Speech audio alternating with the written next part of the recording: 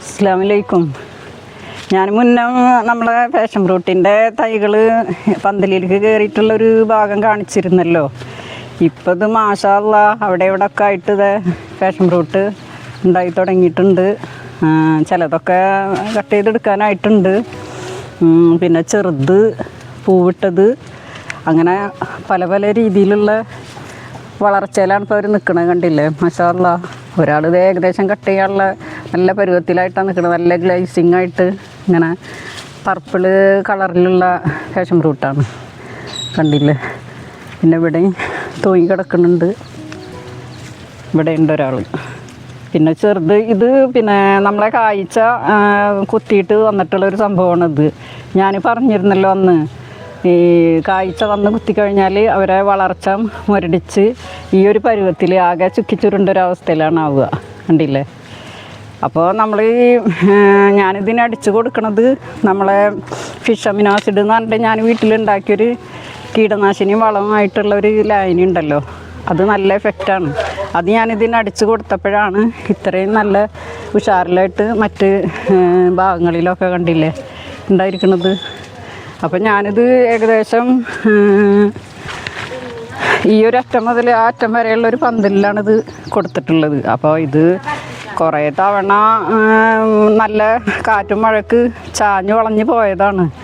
അങ്ങനെ തെങ്ങിൽക്കൊക്കെ ഇങ്ങനെ കയറുകൊണ്ട് കെട്ടി ഇത്രയും താങ്ങുകളൊക്കെ കൊടുത്ത് അവരെ പിടിച്ച് നിർത്തി മാഷാ അല്ലാ. അപ്പം നല്ലൊരു കരുത്തോടെയാണ് ഇപ്പോൾ ഇവർ നിൽക്കുന്നത്. അപ്പോൾ എല്ലാത്തിലും കായ വന്നിട്ടില്ല, ചിലതൊക്കെ പൂ മാത്രമായിട്ടാണ് നിൽക്കുന്നത്. അപ്പോൾ ഇവിടെയൊക്കെ ഇങ്ങനെ അവിടെ ഇവിടെയൊക്കെ ആയിട്ട് ഒരു കണ്ടില്ലേ, പച്ച നിറത്തിലുള്ളതും പർപ്പിൾ കളറിലുള്ളതും കണ്ടില്ലേ. അപ്പം നമ്മൾ ഇതിനെ ഈ ഇങ്ങനെ തിക്കായിട്ട് നിൽക്കുന്ന ഇലകളിൽ ഒരേ ഇലകൾ നമ്മളിങ്ങനെ കട്ട് ചെയ്ത് കൊടുക്കണം, തണ്ടിലേക്ക് സൂര്യപ്രകാശം കിട്ടാനായിട്ട്. അപ്പോൾ അവർ പൂടാനും ഒക്കെ നല്ലൊരു എളുപ്പമാണ്. അപ്പോൾ ഇത്രയും കായകളാണ് വന്നിട്ടുള്ളത്. അപ്പോൾ ഇൻഷാ അല്ലാ ഞാൻ ഇതിൽ ഇത് കട്ട് ചെയ്തെടുക്കാനായിട്ടുള്ള പാഷൻ ഫ്രൂട്ട് കട്ട് ചെയ്യുമ്പോൾ ഞാൻ നിങ്ങൾക്ക് കാണിച്ചു തരാം ഇൻഷാ അല്ലാ. അപ്പോൾ ഇതിന് ഞാൻ ഈ വളങ്ങളൊന്നും വേറെ അന്ന് വെച്ചതിന് ശേഷം കൊടുത്തിട്ടില്ല. പിന്നെ മഴ കാരണം കയറിയിട്ട് കാര്യങ്ങൾ ചെയ്യാനൊക്കെ ബുദ്ധിമുട്ടാണല്ലോ. അപ്പോൾ അത് കാരണം ഏതായാലും ഇത്രയും കായ വന്നതൊന്ന് വീഡിയോ എടുത്ത് കാണിക്കാമെന്ന് വിചാരിച്ചിട്ടാണ് ഞാനിപ്പോൾ ഈ വീഡിയോ നിങ്ങൾക്ക് അയച്ചു തരണം. അപ്പം നിങ്ങൾ പാഷൻ ഫ്രൂട്ട് ഞാൻ അന്ന് പറഞ്ഞിട്ടുണ്ടായിരുന്നു നിങ്ങളോട്, പാഷൻ ഫ്രൂട്ട് നല്ല വളരെയധികം ഗുണമുള്ള ഒരു ഫ്രൂട്ടാണ്. അത് ആരും കണക്കിലെടുക്കാറില്ല. ഒരു പ്രാവശ്യം കായ വന്നു കഴിഞ്ഞാൽ അത് വലിച്ച് കളയും.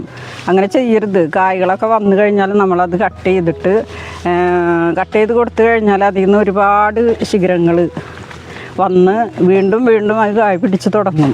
അപ്പം നിങ്ങൾ ഒരിക്കലും ഇതിനെ നശിപ്പിച്ച് കളയരുത്. അപ്പോൾ അതിൻ്റെ മൂത്ത വള്ളികൾ നട്ട് കൊടുത്താൽ അതിൽ നിന്നും നമുക്ക് തൈകൾ വളർത്തിയെടുക്കാനായിട്ട് പറ്റും.